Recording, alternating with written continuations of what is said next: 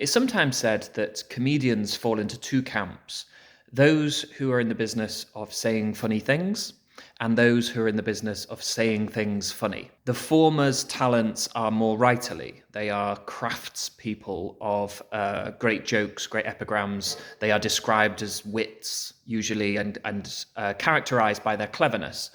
Whereas the latter may be characterized more by natural talent, a good ear for the inherent ridiculous musicality of language, and described as naturally funny, naturally gifted, possessing the proverbial funny bones. And I've been thinking about this distinction quite a bit recently as I've been researching Christopher Hitchens for a piece I'm writing about him.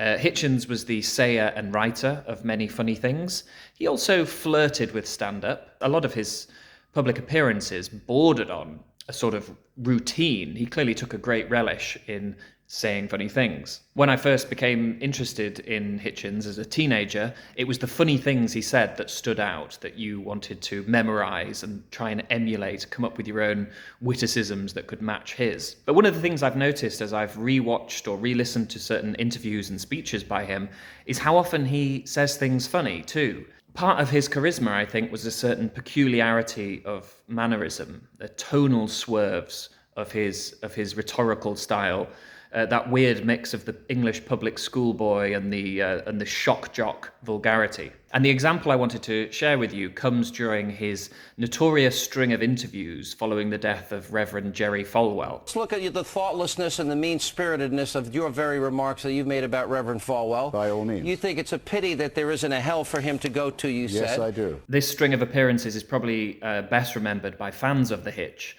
by one of the most memorable funny things he said. Decency and respect to let those people mourn. Tell it to Jack and remember Abramoff. his memory Tell without it being to Jack torn down Abramoff. and attacked. Tell it to your business partner. Good try, Christopher. Falwell Tell it was to your a religious personal racketeer friend of mine, friends. and I'll miss him. When we come If you back, gave Tyler Falwell gets an too enema, close he could to be buried a in a dancing matchbox. performance. If you gave Falwell an enema, you could bury him in a matchbox. A fabulously funny thing to say about someone who is toad-like both in morals and physique. But in the same string of appearances, he also, in my opinion, gives us a great example of saying things funny, as he describes what sort of life Falwell would have been leading were he not a reverend. Who would, even at your network, have invited on such a little toad to tell us that the attacks of September the 11th were the result of our sinfulness and were God's punishment if they hadn't got some kind of clerical qualification? People like that should be out in the street shouting and hollering with a cardboard sign and selling pencils from a cup. Something about that delivery, from a cup, has really lodged in my brain, and I've been laughing at it since I rewatched this clip for the first time in about 10 years recently. Part of what's funny about that delivery, I think, is how familiar it is.